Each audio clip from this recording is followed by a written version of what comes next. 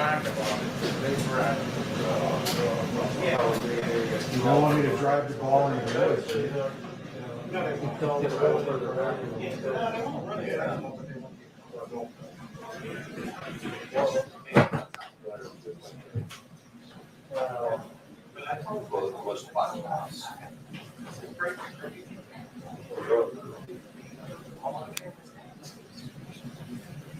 Yeah. You there all day? No. No. We're pretty late. Kevin told me you were here all day. I'm going to go to the country. Yes, sir. I'm on base 13 today. Yeah, okay.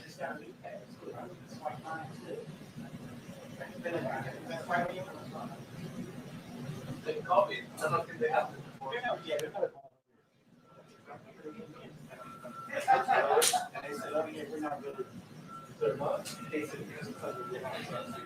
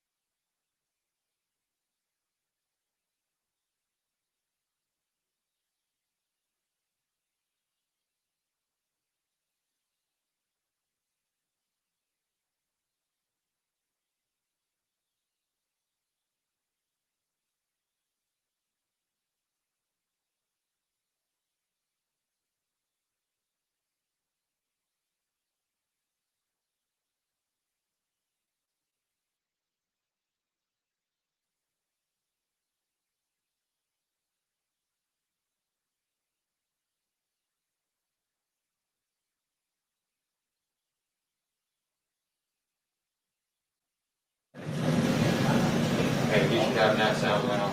Combination of. Okay.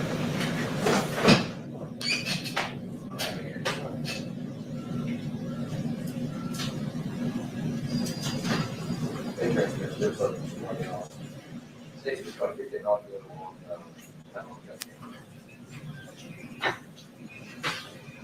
Yeah. Sure, that sound out.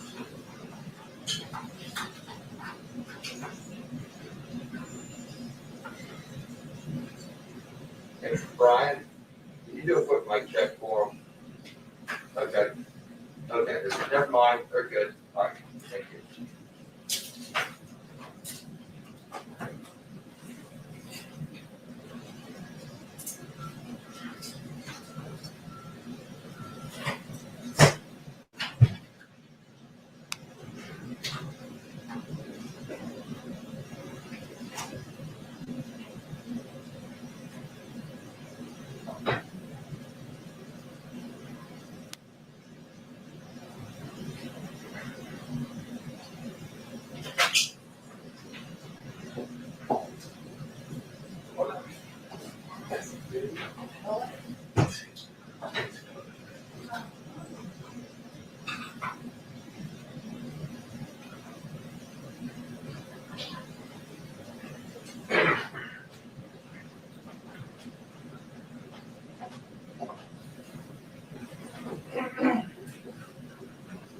How you doing?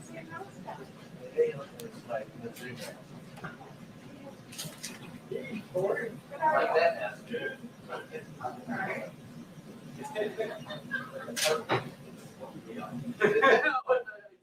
Look me on style.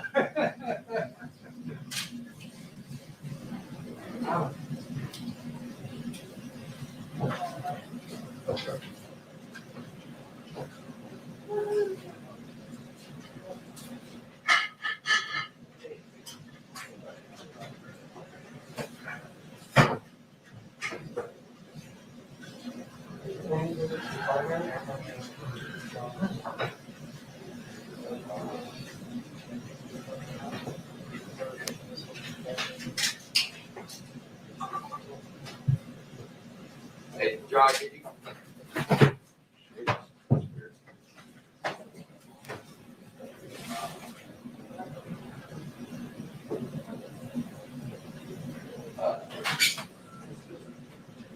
That's my phone.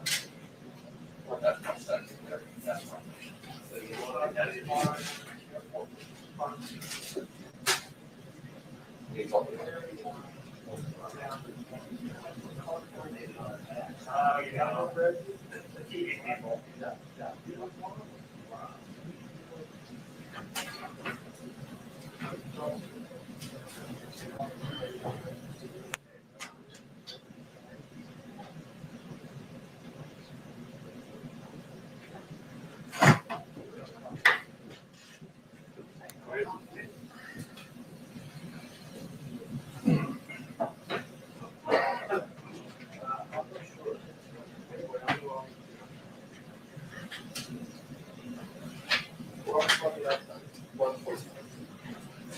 John, push the mic screen down.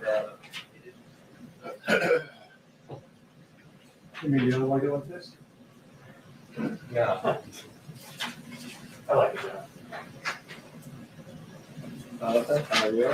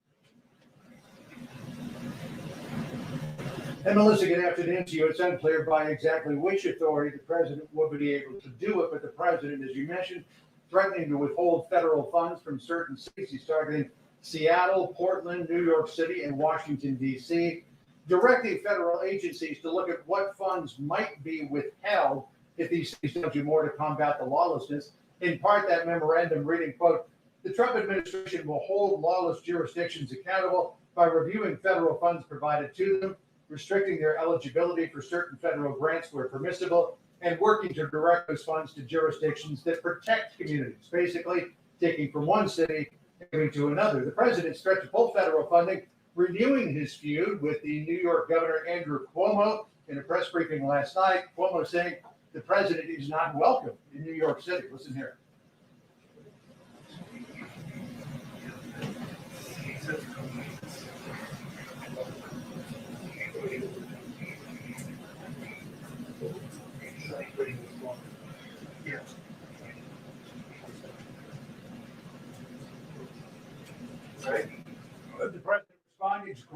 Twitter this morning saying, quote, Governor Andrew Cuomo of New York has the worst record on death and China virus. 11,000 people alone died in nursing homes because of his incompetence. And this from the press secretary, Kayleigh McEnany, this morning.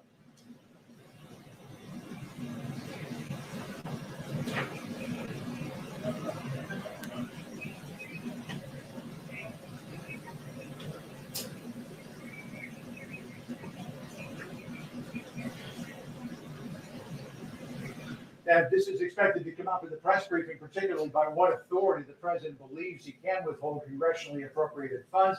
It's also my understanding, Melissa, that there will be a little fire at the top of today's briefing as Kayleigh McEnany expected to take square aim at Nancy Pelosi over what happened at that San Francisco salon in the last couple of days.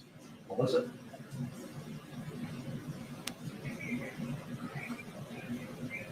Thank you. All right, talk to you later.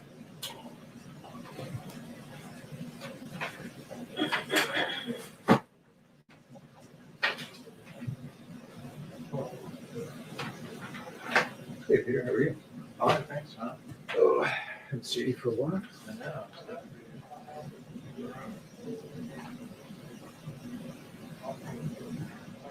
Your wife's working a lot, huh? She is. Stop. Yes. Working in the morning, working at night. And she's really in her element.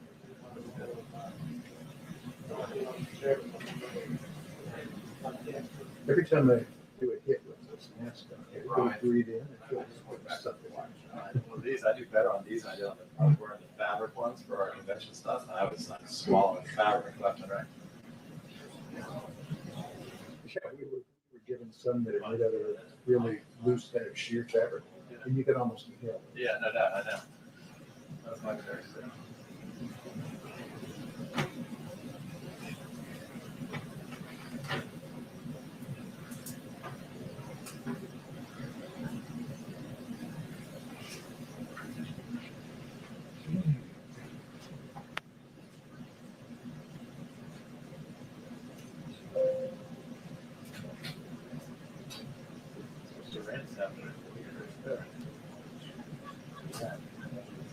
Remember last year it didn't rain for 6 weeks. Now if it doesn't rain for 6 hours. That's nice.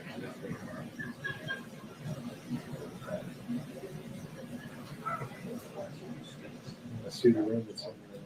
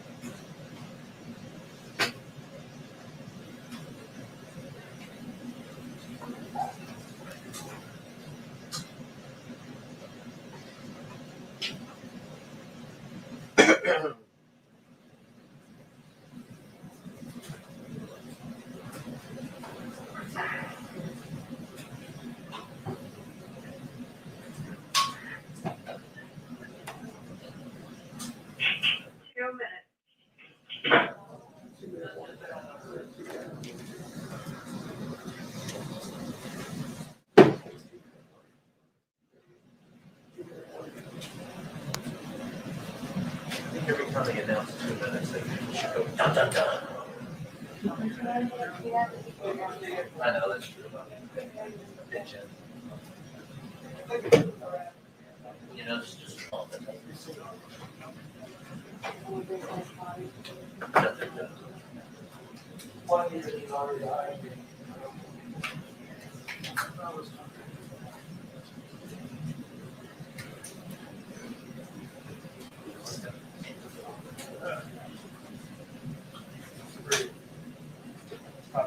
So Chris is only here now? Tell us about what. No. Yeah. We're just flowing. Exactly the way that deserves. No. Okay, sorry. No, that's not what this is. No, there's just not on the So wall. they only missed one. But I thought we said we would go by this. So they only missed the Okay, so AP is in the center. when he was here.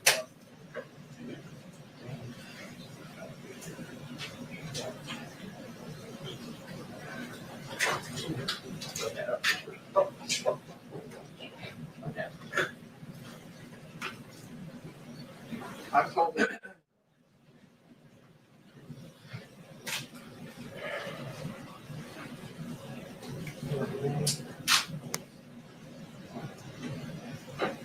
Oh, yeah, I have to go the back. Just change it again. Right.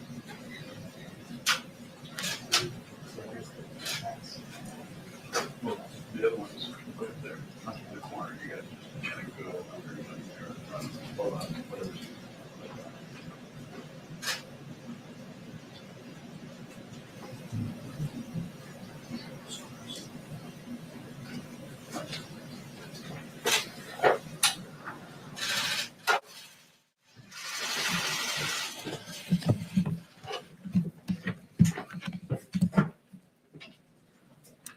Good afternoon, everyone. 2 briefings ago, I asked, where is Nancy Pelosi? Today, I can announce we have found Nancy Pelosi. As you can see, we found Nancy Pelosi going into her hair salon. We will be playing the video on loop for all of you to see during the duration of this introduction. Nancy Pelosi was not in the halls of Congress when I asked where she was. She was not working in good faith to make a deal for the American people. Nope, Nancy Pelosi was found in San Francisco at a hair salon where she was indoors, even though salons in California are not only open for outdoor service. Apparently, the rules do not apply to Speaker Nancy Pelosi. She wants small businesses to stay shut down, but only reopen for her convenience. Do as I say, not as I do, says Nancy Pelosi. Nancy Pelosi is holding up $1.3 trillion in relief for the American people while getting special access to the very kind of small businesses that this money would support, businesses like this hair salon. Before she skipped town to violate her state's health guidelines, Pelosi proposed a bill. It was called the HEROES Act, which contained no additional paycheck protection funding. This is funding that would help the very small business she has bizarrely accused of plotting against her. The president sees through Democrats' disregard for Americans in need, and he took action unilaterally in his own accord. He provided relief from evictions, he provided unemployment insurance, he paused student loan payments, and he cut the payroll tax, putting money in the American people's pockets. Congress also failed to authorize funding to provide children with free lunches for the 2020-2021 school year. And again, President Trump, with senior advisor Ivanka Trump, took action. And now USDA has extended a summer program which will ensure children continue to have access to free meals through the end of the year. Nancy Pelosi is demanding an apology from a single mother and small business owner who has received threats since Nancy Pelosi's comments against her salon. Salon owner Erica Kaya said this: "Since this happened, I've received nothing but hate text messages, death threats, saying they're going to burn down my hair salon. It's just sad that my community is pulling this, saying that I threw her under the bus when I did not. So that's hurtful. But yes, I think I'm pretty much done now." Nancy Pelosi, you ought to apologize to the American people. Or better yet, come back to Washington and get to work for hardworking Americans like this salon owner that you maligned and demanded an apology from. And with that, I'll take questions. Yes, John. Kayleigh, do you acknowledge that it is illegal in this country to vote twice in the same election? Are you referring to the president's comments earlier today? I'm just asking you a basic yes or no question. Do you believe it is illegal to vote twice in this country? The president does not condone unlawful voting. The president's been very clear about this. I'm once again not surprised the media is taking the president out of context. Do you recall what the president said on this matter specifically? I have it right here. Sure. Okay, maybe you should read it out for me then. Okay, so the president said that you should go to your poll, you should vote early by mail, and then you should go either early voting or day of and try to vote again. So he is asking people to vote by mail and then to go down to the polling place on election day and to vote again if their vote if they can't confirm their vote has been counted. You're missing a very crucial line from the president's remarks. If it is not tabulated, meaning your mail-in vote, then you will be able to vote in person. If it is not tabulated, this is why there are at least 5 states in this country that do not count any mail-in votes until election day. So those votes won't be counted until afterwards. So that there's no way to know whether or not their vote is. There's a very simple answer, and this is how it works. First, a lot of states have what are called electronic poll books. And what this means is that in real time, this is updated. So if your vote is counted, they check the electronic poll book and you will not be able to vote in person because your vote has been counted. There's a secondary situation. So those who do not have electronic poll books, every single state in the country, you can cast a provisional ballot. And that is a ballot that is there. And if your vote that you have not mailed in is not counted, they will then count the provisional ballot. And that is exactly what the president's referring to. But what Democrats are doing is saying this: we want an entire new system for voting, one subject to fraud.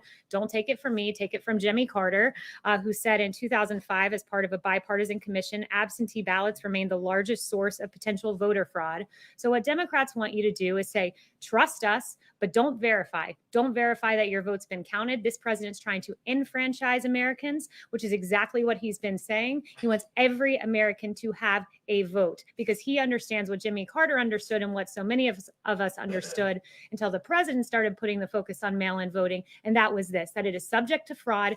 Every vote should count and every American should verify that their vote is counted by going to their polling location. What do you say to the executive director of the North Carolina Board of Electors who says that this would create a big problem on election day?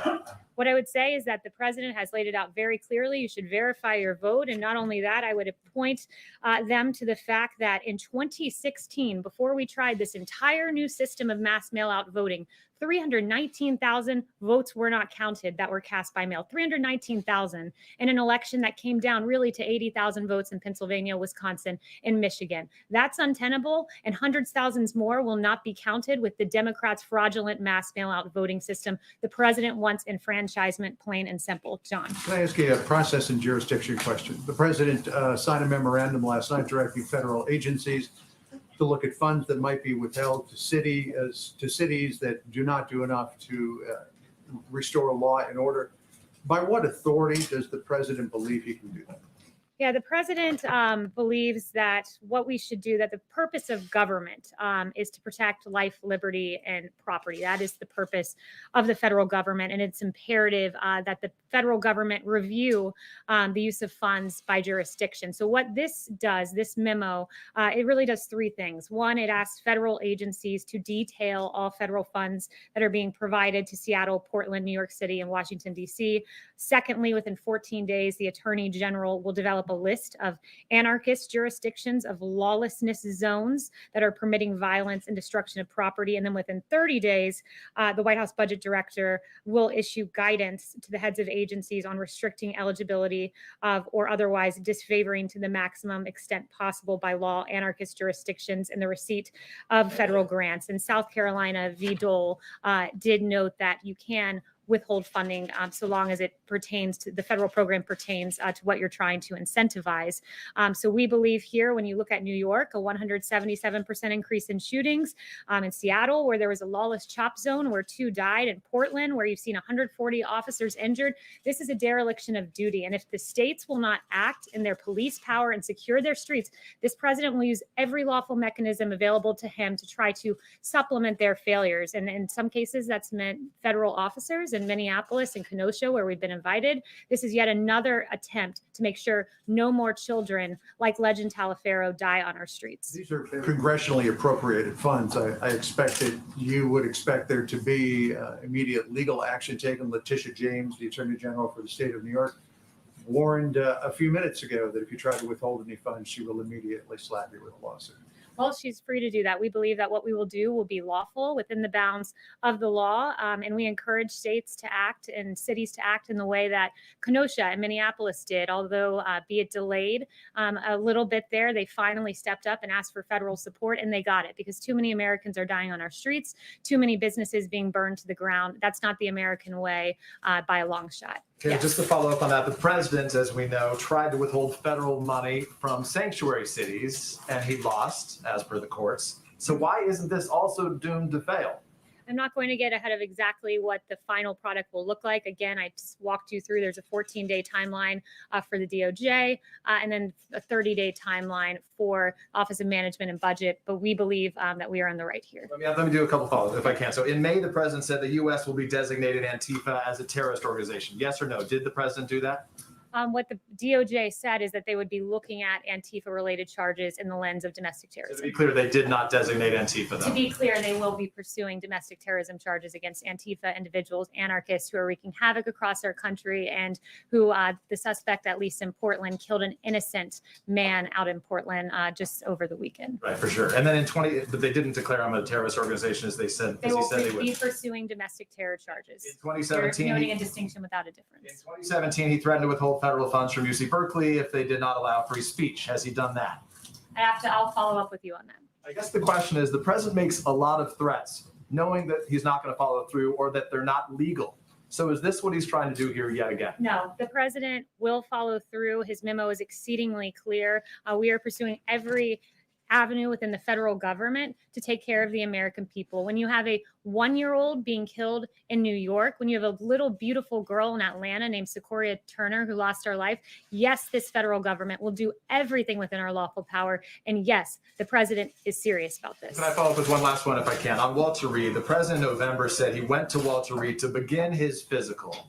He said he was there this week. He said he was there to complete his physical. In fact, your predecessor said the same back then, that it was to begin it. So which one was it when the president went to Walter Reed? The president did his physical in 2 parts. These are very extensive when you're doing a presidential physical, and he used the 2 visits to Walter Reed to complete the physical in 2 stops. Again, the media is engaging in conspiracy theories about the president's The health. president, no, just Yes. to be clear, Kayleigh, you said he did it in 2 stops, Yes. but he said he completed it this week. He said he was there to Yes. complete it. You're saying that's not true. So his statement this Yes, week, next I'm question. sorry, I'm not correct. engaging in conspiracy theories anymore. It's not a Yes. conspiracy theory. I'm just asking if he was correct. Go ahead. Please, no, go ahead.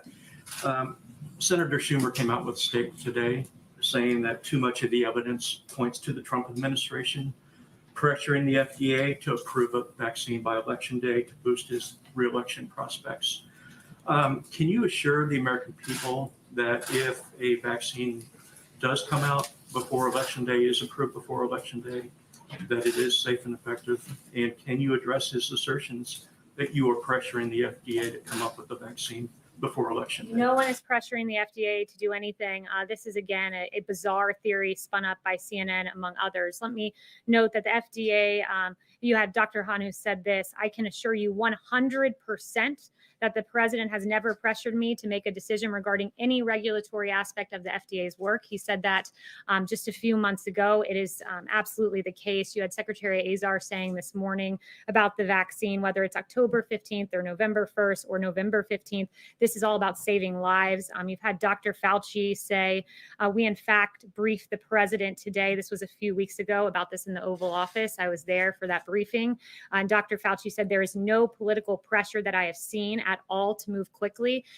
This president wants to break through regulatory barriers to get a vaccine as safely to the American people as quickly as possible because lives are at stake, but he will not in any way sacrifice safety and making sure that this is 100% airtight before the American people receive it. So the priority here is saving lives, safety, and there will be a safe and effective vaccine in the works. And again, I think the CNN spinning up this conspiracy theory, it all was based upon the CDC Senator Schumer career. brought this up. Yes, and CNN was peddling a theory on this as well. Basically, you had career officials at the CDC who made a decision, who spoke with states about distributing vaccines. We're preparing in advance to have a safe and effective vaccine distributed because unlike the Obama administration during swine flu, they had real problems in that regard. The Obama administration promised 100 million doses by October.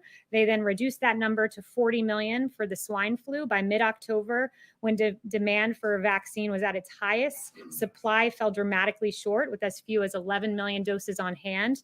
You even had their CDC director saying, we are nowhere near where we thought we'd be by now. We are not near where vaccine manufacturers predicted we would be. We share the frustration of the people who have waited online or called a number or checked a website and haven't been able to find a place to get vaccinated. Unlike the Obama-Biden administration, we make plans in advance. It's why we have contracts for 100 millions of vaccine production in advance. And it's why CDC career officials have worked with all 50 states to make sure that we can distribute this vaccine. We do our homework in advance, unlike Obama, Biden. One, Kayleigh, just Yes. another one.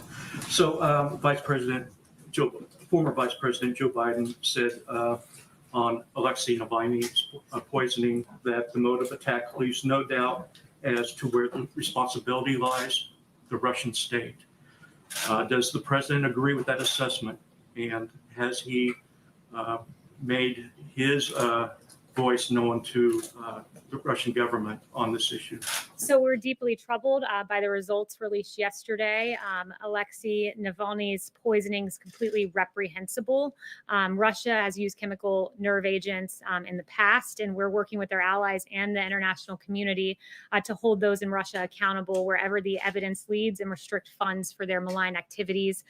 The Russian people have a right to express their views peacefully without fear of retribution of any kind, and certainly not with chemical agents. And no one has been tougher on the Russian government than this president. Yes. Thanks, Kayleigh. On TikTok, the president said that that ban is going to take effect on September 15th if the deal is not agreed to. What will that look like? Is Google and Apple going to have to delete that app from their app stores? Are people going to have to delete it off their phones? Tell us what will happen on September 15th if there's no deal. I'm not going to get ahead of announcing those plans on September 15th. I know you had some questions on the timing of everything, and I told the Commerce Department to be expecting your call because they can walk you through. Had questions at the 45-day time frame, so I did get some clarity for you on that. If you follow up with me, we can get you in touch with the Commerce Department. Okay.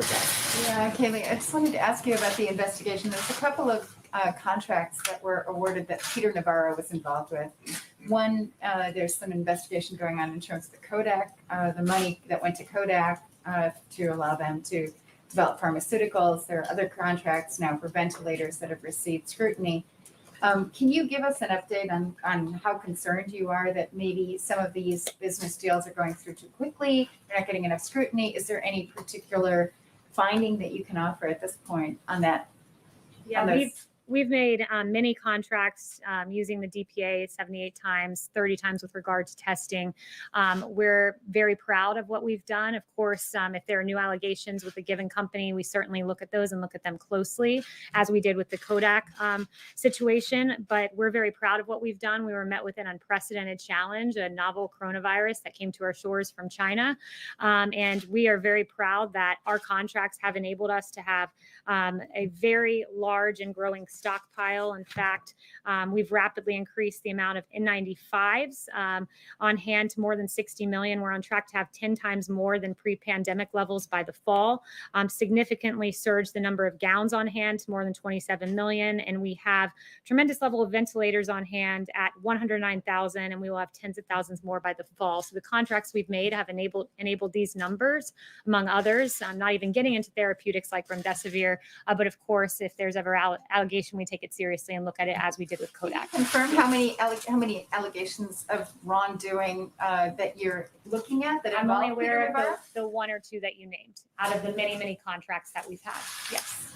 Thanks, Kayleigh. The herd immunity strategy for the pandemic has been called dangerous by some experts. And I'm wondering if President Trump has formed an opinion on this concept and if he thinks that that is an achievable goal.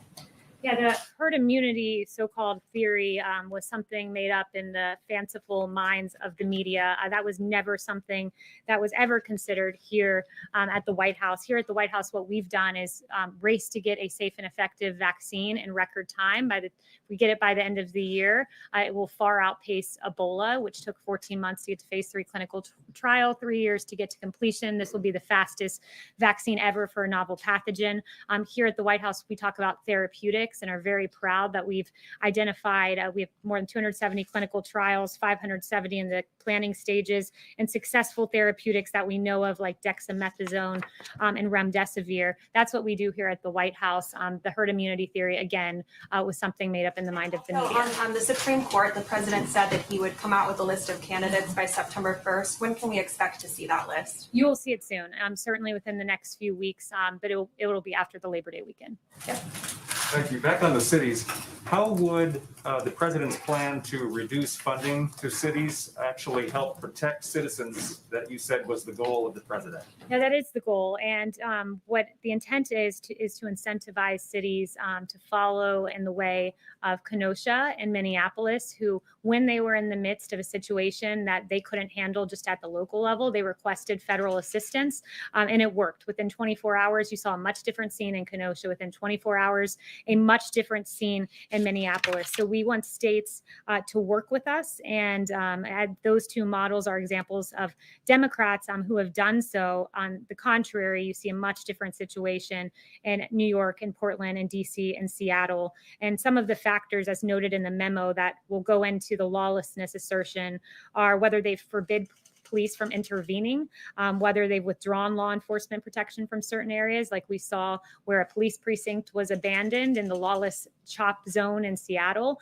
Those are the types of changes in behavior we want to see from cities, because protecting the citizenry should be their paramount concern. Thanks, Kayleigh. The government runs out of funding by the end of the month. Is the White House confident it can avoid another shutdown? And is the president open to including some of this COVID stimulus as part of a CR?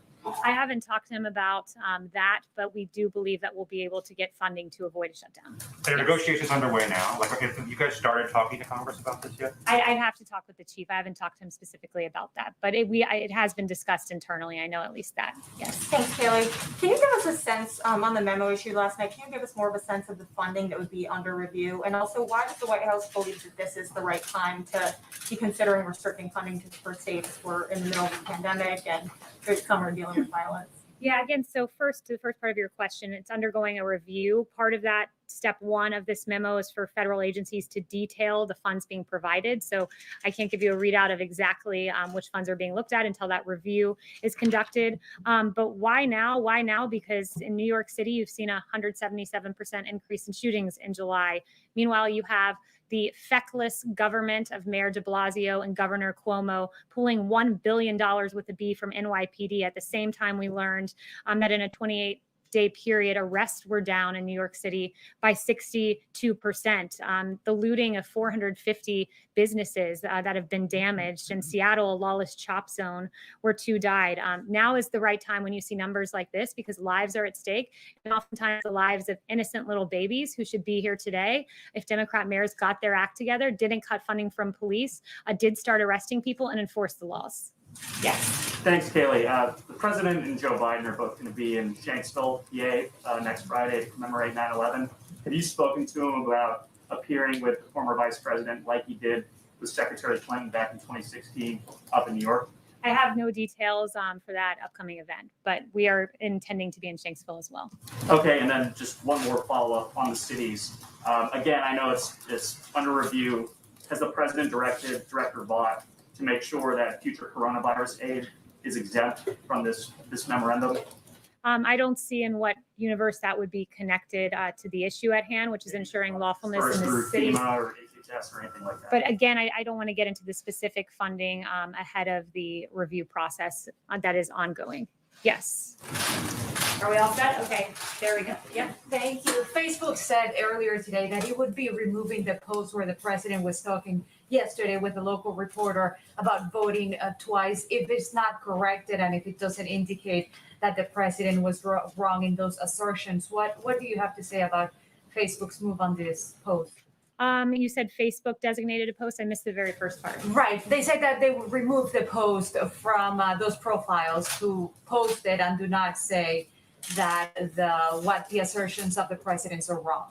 Yeah, I haven't seen the particular post you're referring to, but the president is crystal clear here that he only, again, to read that part of his quote, if your vote isn't tabulated, then you'll be able to vote in person. This is about verifying that every vote is counted because we know voters are disenfranchised. Just in the 2020 presidential primary, for instance, there were 100,000 ballots rejected in California, mail-in ballots in New York, 1 in 5. Think about that.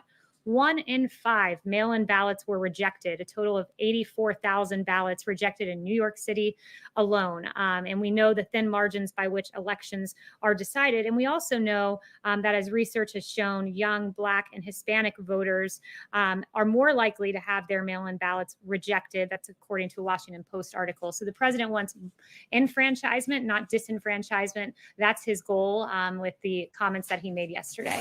If I may ask another one on immigration, please. Okay. The president had said that he will be issuing another order in September. Do you have any more information on that, when he may be issuing that immigration order? Yeah, no updates on a forthcoming immigration. Thank you, Kayleigh. If you mentioned role model cities like Kenosha, if say Mayor de Blasio and Mayor Bowser, for instance, if they were to this week take specific actions and get some of the law and order back under control, would this memo continue to go forward, or would you continue to propagate the plans listed in this memo? We'd have to see a radical change in behavior from the mayor of DC, who allowed a church to burn, from the mayor of Portland, who stood with the protesters only to be chased out of his own home, the windows shattered of his building by the very protesters he deemed peaceful, who were actually anarchists, who took the life of a 39-year-old man this past weekend. But look, when the local government doesn't act, we use every avenue available to us at the federal level. And that it pertains to this memo as one example. Another example is Operation Legend, which we're very proud of and have some new numbers for you on that. Since the operation's launch, more than 2,000 arrests, including 147 homicides, have been made. More than 544 firearms have been seized, and more than those are illegal weapons, and more than 7 kilos of fentanyl, 14 kilos of heroin, 12 kilos of cocaine, and 50 kilos of methamphetamine have been seized. And of the individuals arrested, 476 have been charged with federal offenses. And there's a detailed readout from DOJ of each offense and the great work that our federal law enforcement officials have done. So thank you to our police. Thank you to our federal law enforcement. You keep us safe when Democrat mayors and derelict governors do not. Thank you. Can you say something about airlines? Voting twice, knowingly voting twice is a crime. Why is he telling people to vote twice?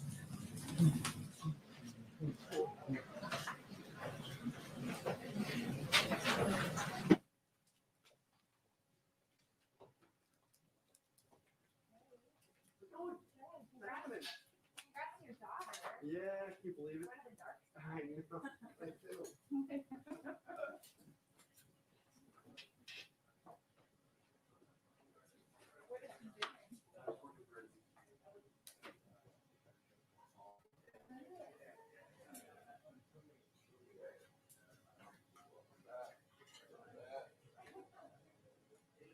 Great job.